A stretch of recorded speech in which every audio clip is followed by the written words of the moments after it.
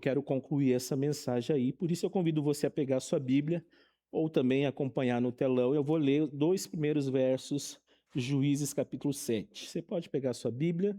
Eu vou ler na versão NVI.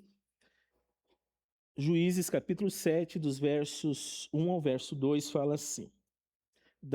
De madrugada, Jerubbaal, isto é, Gideão, e todo o seu exército acampou junto à fonte de Harod. O acampamento de Midian estava ao norte deles, no vale, perto do monte Moré. E o Senhor disse a Gideão: você tem gente demais para eu entregar Midian nas suas mãos, a fim de que Israel não se orgulhe contra mim, dizendo que a sua própria força o libertou. Feche seus olhos novamente. Senhor Jesus, ó Pai, mais uma vez eu oro a Ti, que essa palavra venha ser ó Pai, uma fonte de transformação nos nossos corações. Que essa palavra, assim como ministrou o nosso culto hoje de manhã, possa ministrar as nossas vidas aqui nessa comunidade, aquelas pessoas que estão nas suas casas nos assistindo. Eu peço a Ti, ó Pai, ministra as nossas vidas e que nós possamos, Pai, viver, ó Deus, diante de tudo aquilo, ó Deus, que o Senhor colocou diante desse capítulo que nós vamos estudar, que a gente possa viver na prática esses princípios em nome de Jesus. Amém. Amém, igreja? Amém, igreja? Amém. Que noite abençoada, né? Tá quente hoje, é. E olha só, o dia já está, viu, William? Já está ficando claro mais cedo. 6 da manhã já está ficando claro. Isso quer dizer que a primavera está chegando, gente. O inverno, Cantares 2:15, o inverno já está indo embora e de repente as flores começam a aparecer. A primavera está chegando, amém? Então está uma noite muito agradável.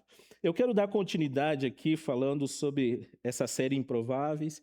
E na semana passada eu preguei sobre Gideão, especificamente o capítulo 6. E nessa noite eu vou pregar e finalizar essa mensagem no capítulo 7, somente o capítulo 7. Quando nós olhamos para Gideão, eu quero aqui repensar algumas coisas. É interessante que a Bíblia não fornece muitos detalhes sobre a sua origem. O que a Bíblia diz que Gideão era filho de Joás, que pertencia à tribo de Manassés, e que ele morava em Ofa, uma pequena cidade, e a sua família também era uma pequena família, e ele era o menor da sua família. É isso que a Bíblia fala. Gideão era essa pessoa, e aqui talvez seja o tom de toda a história bíblica, como está ali no telão, o tom dessa história, porque Deus escolhe pessoas improváveis para realizar feitos extraordinários. Como nós olhamos a semana passada, Gideão era uma pessoa muito improvável. E Deus escolheu ele para realizar um feito extraordinário, como nós vamos ver hoje. Na semana passada, eu quero aqui recapitular, eu olhei para 3 aspectos da vida de Gideão, como está ali no telão. Nós olhamos para o ambiente que o cercava, nós olhamos para as respostas, 2 respostas que Deus deu a Gideão, e nós falamos também do chamado de Deus na vida de Gideão, mesmo diante das limitações. Quando nós olhamos para o ambiente que cercava Gideão, é interessante que o capítulo 6, verso 1, o ambiente que cercava começa com um problema. Qual era o problema? O povo havia virado as costas para Deus. Fala que o povo, aquelas pessoas fizeram mal, fizeram aquilo que era mal aos olhos do Senhor, ou seja, viraram as costas para Deus. E diante desse problema, nós temos consequências. O próprio capítulo, verso 1 do capítulo 6, que as consequências do povo ter virado as costas para Deus, ou ter feito aquilo que era mal aos olhos do Senhor, as consequências foi que o Senhor entregou nas mãos dos medianitas durante 7 anos. E as consequências foram várias, o povo ficou pobre. O exército medianita, as pessoas, todo aquele exército vinham diante de Israel e lá eles devastavam tudo. Israel tinha que se esconder nas colinas, nas cavernas. Aquele povo que outrora Deus havia dado uma terra próspera, agora eles sofriam com os ataques dos inimigos, então o povo sofreu essas consequências, Deus o abandonou durante 7 anos. E foi nessa situação que Deus encontra Gideão. Diante dessa, o povo ficou pobre, o povo não podia plantar, eles tinham que se esconder. E além disso, é diante dessas consequências que o povo então pede socorro a Deus. Parece que às vezes nós precisamos passar por determinada situação para lembrar quem é Deus na nossa vida. E diante desse socorro, Deus, ao invés de mandar um juiz naquele momento, Deus manda um profeta. Nós não sabemos o nome desse profeta. E esse profeta, a primeira resposta de Deus através de profeta é uma exortação, é uma palavra de confronto ao Israel. Confronta aquele povo dizendo assim, por várias vezes Deus usa aquele profeta dizendo assim, ó, eu sou o Senhor. Por que várias vezes acontece isso? Porque o povo havia trocado esse Deus pelo Deus de Baal, que era o Deus da fertilidade. E várias vezes Deus fala, eu sou o Senhor que tirei vocês do Egito, eu sou o Senhor que abriu o Mar Vermelho, eu sou o Senhor que dei para vocês essa terra que vocês vivem hoje, essa terra de prosperidade, essa terra que mana leite e mel, eu sou o Senhor de vocês. Mas vocês estão buscando outro Deus, Baal. Esse era o contexto. Mas esse mesmo Deus que confronta, mesmo Deus, ele tem misericórdia a ponto de mandar Gideão. Então a resposta de Deus também não só o confronta, às vezes Deus precisa puxar a nossa orelha, né? Deus puxa a nossa orelha, mas às vezes, ao mesmo tempo que puxa a nossa orelha, ele vem e nos abraça. É como um pai que às vezes tem que puxar, Mari, a varinha ou a cinta. Dói mais no coração do pai do que no filho. Às vezes a gente tem que puxar a orelha, mas ao mesmo tempo nós fazemos isso em amor. E Deus faz isso conosco. E diante das respostas de Deus, então Deus chama Gideão. E Gideão estava vivendo, nós falamos na semana passada, um momento muito difícil, um momento de frustração. Ele tem uma perspectiva invertida das coisas, ele culpa Deus, ele começa a dizer, Deus, nós estamos sofrendo porque o Senhor nos abandonou. Às vezes nós achamos que as pessoas nos abandonam, e a pergunta é, será que as pessoas nos abandonam ou nós abandonamos as pessoas? As pessoas se distanciaram de mim, será que elas se distanciaram ou eu me distanciei das pessoas? O povo fez isso, se distanciou de Deus. E Gideão fala, mas o Senhor nos abandonou. Nós estamos passando por isso por causa do Senhor. Então é um momento de frustração, mas não só isso. Gideão, ele estava extremamente inseguro com essa sua situação e com medo e em plena dificuldade de confiar em Deus. E diante de tudo isso, Deus chama, então, mesmo com todas as limitações possíveis, Deus chama Gideão. E nessa noite eu quero aqui concluir essa mensagem olhando especificamente para o capítulo 7. E eu quero olhar para essa mensagem como o coração desse texto, o coração teológico desse texto, como está ali no telão. Quando nós olhamos para o capítulo 7, uma das coisas que nós vamos ver, e é isso que o autor bíblico quer revelar através de todos os fatos ali, é que Deus quer deixar claro para aquelas pessoas que a vitória pertence a Ele, e não a capacidade humana. Então nós vamos ler essa frase ali no telão, tá, gente?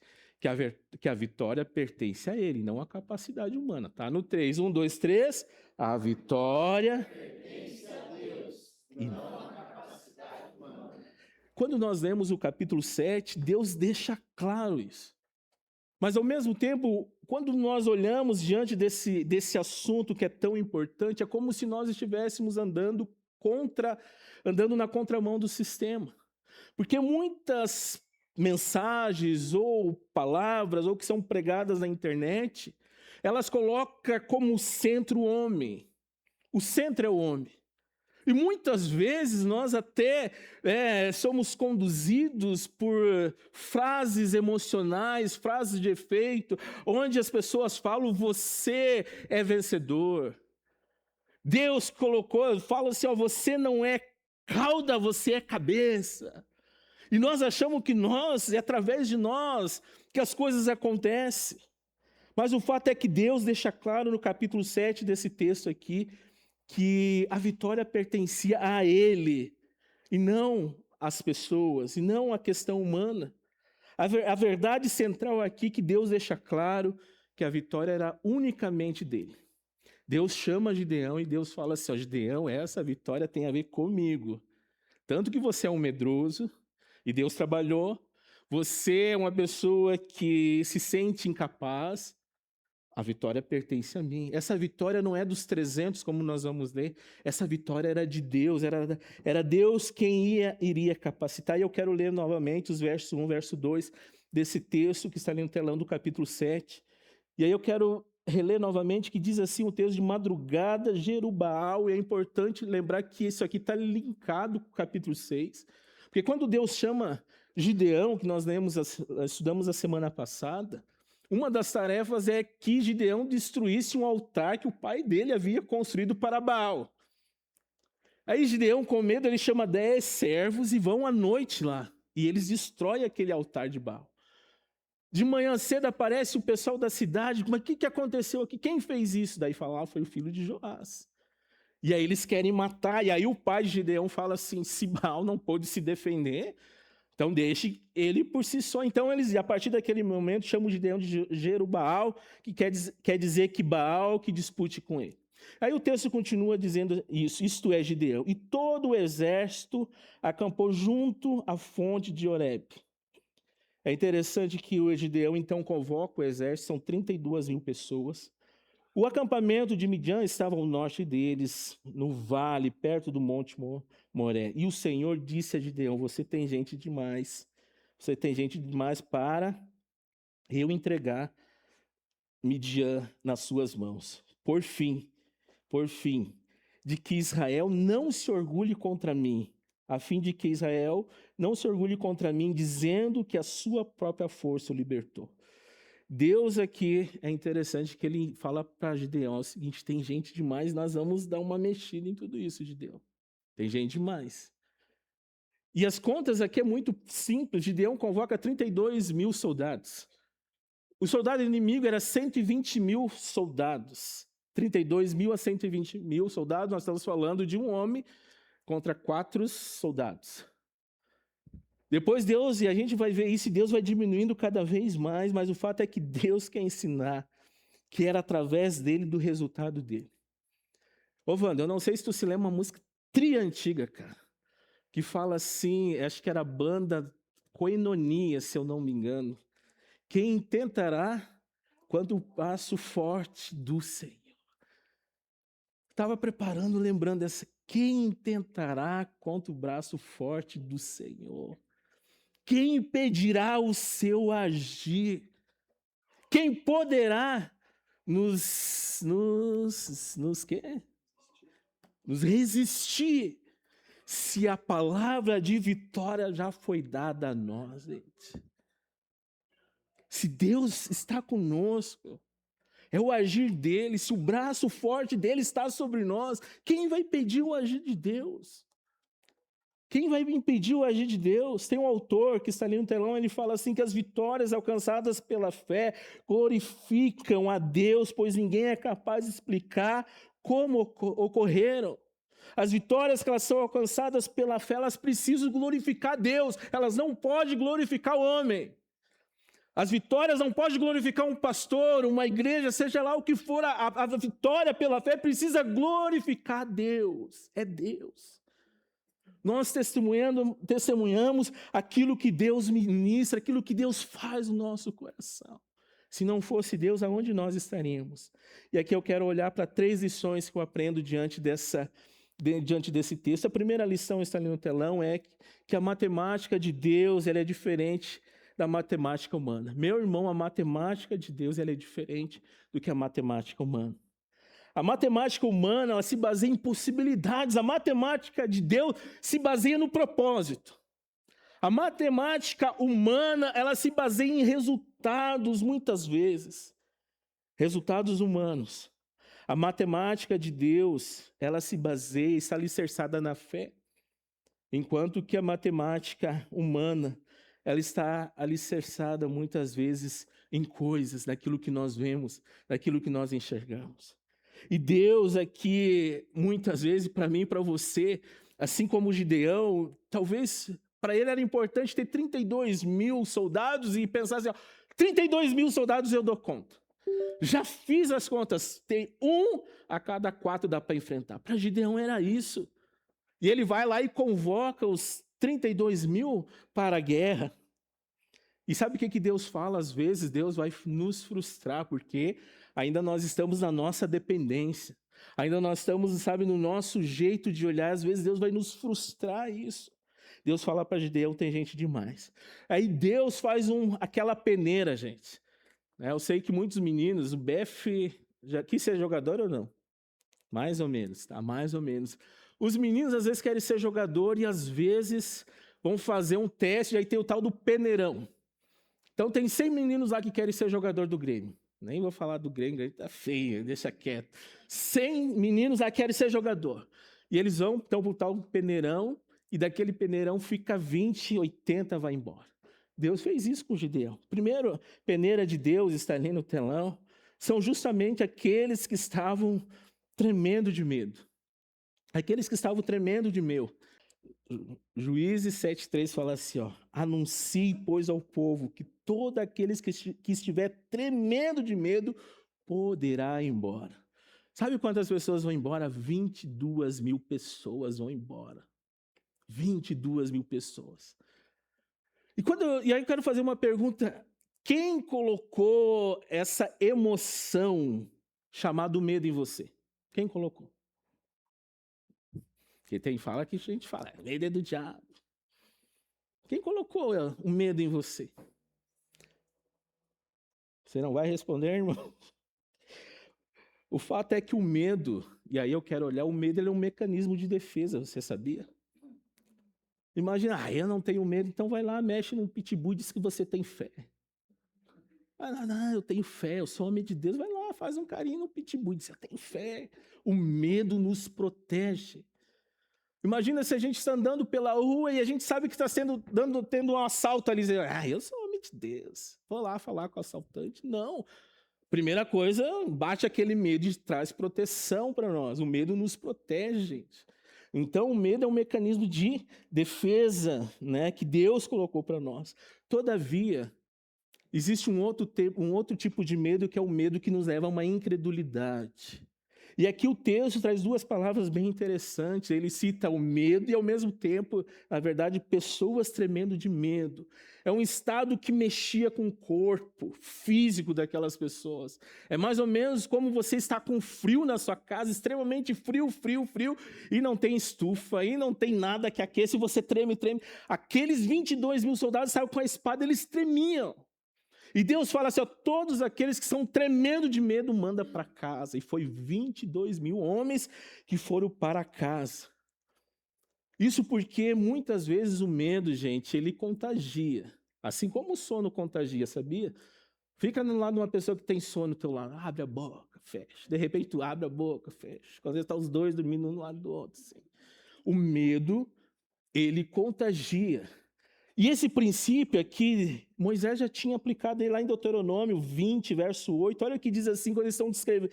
O povo está em formação ainda, e Moisés fala assim, olha o que diz assim o texto, por fim os oficiais acrescentarão, alguém está com medo e não tem coragem, volte ele para a sua casa, para que seus irmãos israelitas também não fiquem desanimados. Olha só, lá no princípio, lá Moisés já estava dizendo assim, se alguém tiver com medo, manda para casa, porque se esse camarada ficar aqui no meio, ele vai contagiar. E ele manda, então, a moçada para casa. Portanto, eu e você devemos entender que esse medo aqui era um medo que levava à incredulidade. Aqueles homens estavam tremendo de medo. E Deus fala assim, todos aqueles que estão tremendo de medo, manda para casa. Foram 22. A segunda peneira de Deus, né, está ali no telão, o motivo é claro, ainda havia gente demais. Fala para a pessoa ao seu lado, ainda havia gente demais. Meu irmão, ainda havia, foi 22 e Deus fala assim, ainda tem gente demais. Olha, verso 4 ao verso 6 diz assim, mas o Senhor tornou a dizer, mais uma vez o Senhor tornou a dizer a Gideão, ainda há gente demais, desça com eles à beira d'água e eu separarei os que ficarão com você. Se eu disser, esse irá com você, ele irá. Mas se eu disser, esse não irá com você, ele não irá. Assim Gideão levou os homens à beira da água e o Senhor lhe disse, separe os que beberem a água, lambendo-a como faz o cachorro.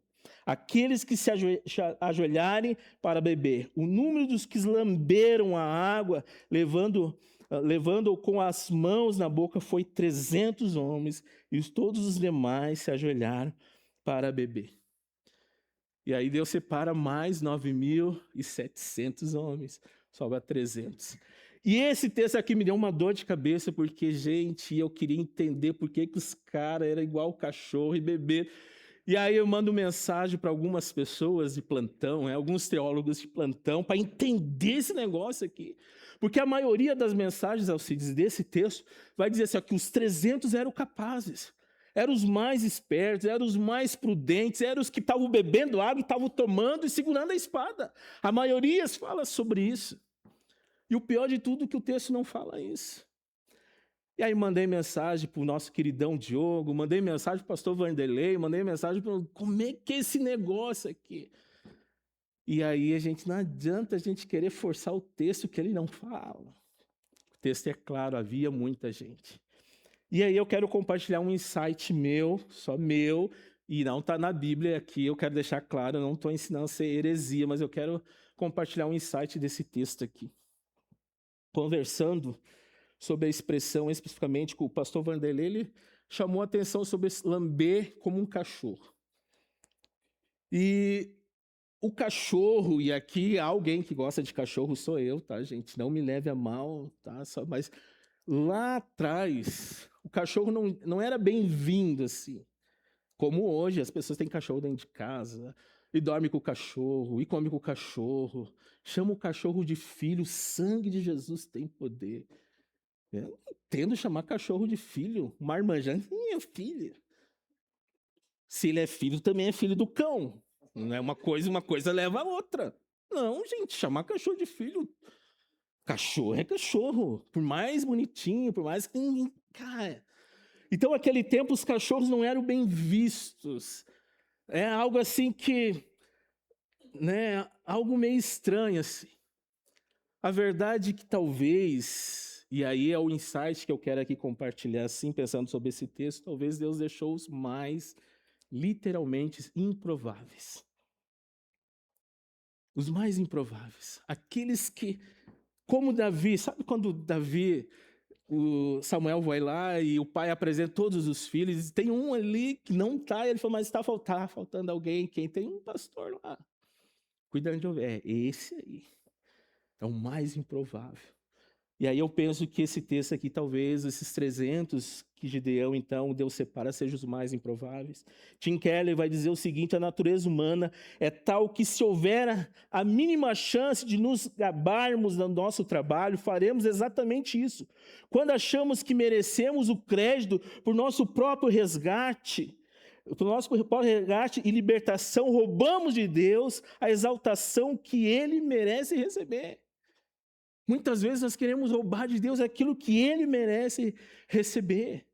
Então, meu irmão, minha irmã, Deus vai lá e reduz, como está ali no telão, Deus reduz aquele número de soldados ali para Gideão. Coloca lá para nós lá, Theo. É interessante que, como está ali, ó, Gideão tinha 32 mil soldados. Olha a matemática de Deus, que interessante. Com 32 é possível. Deus contra 120 mil. 1 a cada 4. 22 vão embora. Tem gente demais. Deus vai lá de novo. Tem 10 mil, tem gente demais. Então, 10 mil, 1 para 12 é possível. Tem gente demais. E aí Deus reduz a 0, 0, 0, 0, 0. Menos, eu botei 1%, mas é menos do que 1%. Qual que é a chance de um soldado enfrentar 400? Qual que era a chance? Nenhuma. O que eu quero dizer para você é que a matemática de Deus é diferente do que a nossa. Às vezes a nossa matemática ela segue uma lógica, ela segue um raciocínio. Deus, ele segue um propósito. Às vezes você está diante de uma situação que você olha, não tem mais jeito, mas para Deus tem jeito. Para Deus é diferente. Às vezes nós queremos ainda, lidar com as nossas possibilidades. Ao invés de nós confiarmos plenamente em Deus, e às vezes Deus precisa reduzir ao máximo, tirar todas as chances que nós temos, todas as possibilidades que nós achamos que pode mudar aquela situação. Deus vai lá e tira tudo de nós. E diz assim, agora é comigo. agora é comigo. É assim que Deus quer fazer comigo, com você. A segunda lição que eu aprendo é que eu e você precisamos entender que apesar dos apesar, e muitas vezes Deus ainda precisa fortalecer a nossa fé, assim como fez com Gideão. Ele precisava, apesar de tudo que aconteceu, ainda Gideão, lá no fundo ainda havia um resquício de medo. E Deus quer mostrar para Gideão, por 3 vezes Deus fala a Gideão que ele daria a vitória. Olha que fala o verso 8 até o verso 15, diz assim: Gideão mandou os israelitas para as suas tendas, mas reteve os 300.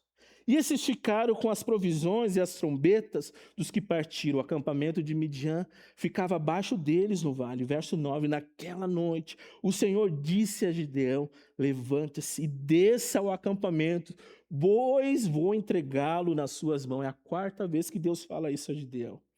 A 4ª vez, verso 10. Se você está com medo de atacá-los, desça ao acampamento com seu servo pura.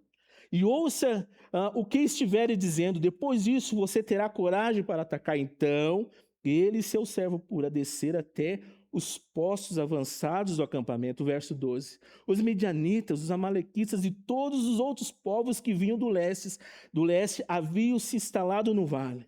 Eram tão numerosos como nuvens de gafanhotos, assim como não se pode contar a areia da praia, também não se podia contar os seus camelos. Verso 13, Gideão chegou bem no momento em que um homem estava contando o seu sonho a um amigo.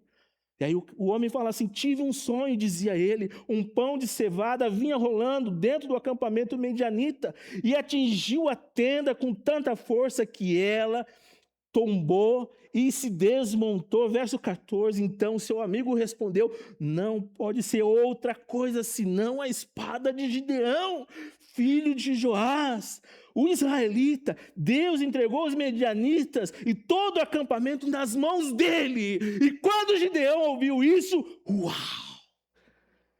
Rapaz, quando ele escuta, quando ele ouve aqueles 2 soldados conversando, algo aconteceu. E o verso 15 diz assim: quando Gideão ouviu o sonho e a sua interpretação, ele adorou a Deus. Ele adorou a Deus. E Gideão então voltou para o acampamento de Israel e gritou: levante-se! Ele chega diante daqueles 300, levante-se! E aí ele fala então: o Senhor entregou o acampamento medianita nas suas mãos. Meu irmão, minha irmã, muitas vezes Deus ainda precisa fortalecer algo em nós. Nos leva dizendo assim: eu já prometi, eu vou dar a vitória é minha. E você precisa acreditar nisso. Eu acho muito interessante que Deus mais uma vez vai lá e trata o medo de Gideão. Sabe aquela vírgula, ainda tinha um resquício, será? Aquela vírgulazinha ainda estava ali, e ele falou: será? Deus fala: se você ainda está com medo, vai lá ouvir o que está acontecendo. Gideão chega naquele momento. Deus é maravilhoso. Eu fico pensando, por que Deus não critica esse medo de Gideão? Às vezes nós criticamos, chegamos por ele: irmão, você não tem fé. Você não tem fé. Ao invés de nós abraçarmos aquele irmão ou irmã, estou orando com você. Deus conhece os nossos corações, como nós falamos na outra mensagem. E Deus chama Gideão. Se você ainda está com medo de Deus, chama um guri aí, tal do Pura. Chama aí, vai junto. Eles chegam lá e eles veem tudo aquilo que Deus estava fazendo. Tudo que Deus estava fazendo. Eu e você precisamos entender que muitas vezes é isso que Deus precisa tratar os nossos corações. Fortalecer as nossas vidas. Quando Eliezer sobe aqui, eu quero finalizar essa mensagem com o último ponto. A última lição que eu aprendo é que a fé não anula de mim e de você a necessidade de pensar estrategicamente. A fé não anula. De eu e você pensar estrategicamente, a fé não é para você ficar de braço cruzado. A gente, às vezes, por nós termos fé, Tiago vai dizer assim, que a fé sem obra, ela é morta. Usando lá o Novo Testamento. Aí a gente tem fé, vai ficar de braço. Não, às vezes é diante dessa fé que nós temos em Deus que nós precisamos pensar estrategicamente, como fez Gideão. Gideão, ele volta então para o acampamento, verso 15 em diante, fala assim: quando Gideão ouviu o sonho e a sua interpretação, adorou a Deus, voltou para o acampamento de Israel e gritou: levante-se, o Senhor entregou o acampamento medianita nas suas mãos. E aí o verso 16 começa. Olha o que Gideão faz: ele dividiu os 300 homens em 3 companhias, pôs nas mãos de todos eles trombetas, jarros vazios com tochas dentro. Verso 17, e ele disse: observe-me, faça o que eu fizer. Quando eu chegar na extremidade do acampamento, faça o que eu fizer. Quando eu e todos os que estiverem comigo tocarmos as nossas trombetas ao redor do acampamento, toque as suas e grite pelo Senhor e por Gideão. Verso 19, Gideão e seus 100 homens que o acompanhavam chegaram aos postos avançados do acampamento pouco depois da meia-noite. Estrategicamente, no momento da troca da guarda. Olha só, olha os pensamentos estratégicos aqui. Tinha 300, vamos dividir esse grupo aí, 300, 100 para cada lado, 3 grupos de 100. Vocês fazem aquilo que eu fizer, vocês podem fazer. E eles vão à meia-noite. Jamais o exército inimigo esperava que eles fossem ser naquele momento ali ser atacados. Ainda mais se o cara tinha sono pesado, né? Sono tá lá dormindo, tá trocando as guardas ali. E aí o texto fala: assim que foram trocadas as sentinelas, a guarda, tocaram as suas trombetas e quebraram os jarros que o tinham nas mãos. As 3 companhias tocaram as trombetas e despedaçaram o jarro, empunhando as tochas com a mão esquerda e as trombetas com a direita, gritavam a espada pelo Senhor, por Gideão. Verso 21, cada homem mantinha a sua posição em torno do acampamento e todos os midianitas fugiam, correndo e gritando. O verso 22, quando os 300 trombetas soaram, o Senhor fez com que todo o acampamento, os homens se voltassem uns contra os outros, com as suas espadas. E aqui eu faço uma pergunta para você: quantos soldados os 300 mataram? Pensa, esses 300 mataram quantos soldados medianitas? Daquela multidão de 120 mil soldados, quantos soldados eles mataram? Quantos? Nesse caso específico ali, que teve uma galera que fugiu. Pensa nisso, irmão. Quantos eles mataram? Nenhum. Se Deus não está nesse negócio, se nós não acreditarmos em Deus, meu irmão, Deus é o Deus do improvável, do impossível. Às vezes nós estamos fazendo as coisas com as nossas forças, as nossas estratégias. Nós precisamos crer que Deus escolhe pessoas improváveis para que o extraordinário aconteça. E se Ele promete para mim e para você que a vitória é dele, mas Ele vai usar a minha e a sua vida. Aqueles 300, naquele momento, não mataram nenhuma pessoa, porque Deus fez tudo. É isso que Deus quer, chamar eu e você, para nós vivermos isso, que essa semana você creia que a vitória pertence ao Senhor e não às questões humanas. A vitória pertence ao Senhor. Então nós precisamos parar, precisamos sim orar por um monte de coisa, pelos problemas que acontecem, precisamos orar pela nossa nação, sim, mas lembre-se disso, Deus tem o controle. Deus tem o controle, essa precisa ser a nossa fé. Deus jamais perde o controle. Deus jamais perde o controle. E quem sabe pessoas vão precisar pensar estrategicamente para tantas coisas que Deus quer usar você. E Ele vai usar você. Convido vocês a se colocarem em pé nessa noite. Se coloquem em pé enquanto o louvor sobe aqui.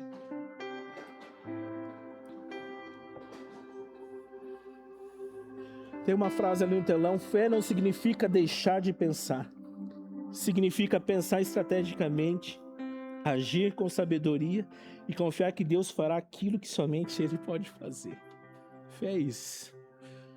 Fé não significa você deixar de pensar. Significa pensar estrategicamente, agir com sabedoria, confiar que Deus fará aquilo que somente Ele pode fazer. Quero orar por você diante dessa palavra. Quem sabe você está olhando a matemática humana. Deus te convida a olhar a matemática dele. É difícil. Imagina estar lá Gideão com 332 mil soldados. E de repente Deus vai limpando, sobra 300. Caramba! E quando eu e você, Deus tira tudo aquilo que está ao nosso redor, tudo aquilo que nos sustenta. E Deus está dizendo assim, estou aqui contigo. A minha matemática é diferente. A minha matemática, o pouco, para mim é muito. Talvez para você precisa de mais. Não, para mim o pouco é muito. Eu preciso de você, seu coração, para usar a sua vida. Quem sabe Deus nessa noite quer fortalecer ainda a sua fé. Vocês têm um resquício de medo, Deus, em nome de Jesus, Ele quer fortalecer a sua fé para você entender as verdades, as promessas, à luz da sua palavra. À luz da sua palavra. Deus, Ele quer que eu e você possamos pedir sabedoria, discernimento. Mesmo diante da nossa fé, Deus nos dá sabedoria, nos dá discernimento. Feche os seus olhos, Senhor Jesus, ó Pai. Nessa noite nós queremos orar-te. Ó Deus, diante dos improváveis, como já falamos, já ouvimos, de pessoas como Raabe, como Débora, como Gideão. Pessoas que improváveis aos olhos dos homens, improváveis pelo contexto, pelas circunstâncias. Mas o Senhor escolheu esses improváveis, que não tinham nada para oferecer. Nada. O Senhor escolheu. Assim como o Senhor chamou Gideão lá naquele momento, escondido na prensa de uva, ali debulhando trigo, escondido, com medo dos medianitas, cheio de medo, cheio de limitações. O Senhor foi lá e disse: guerreiro, forte, corajoso. O Senhor fala isso para nós aqui. Pessoas que se acham tão incapazes. Pessoas que falam, eu sou cheio de limitações, sou cheio de problemas. Pessoas que muitas vezes têm dificuldade até mesmo de acreditar em seus potenciais que Deus deu a elas. O Senhor chama essas pessoas de fortes e corajosas. Espírito Santo de Deus, que nós possamos olhar para essa matemática do Senhor, que muitas vezes não fecha com o nosso raciocínio, mas o Senhor entende, porque é o propósito do Senhor. O Senhor tem propósito sobre as nossas vidas.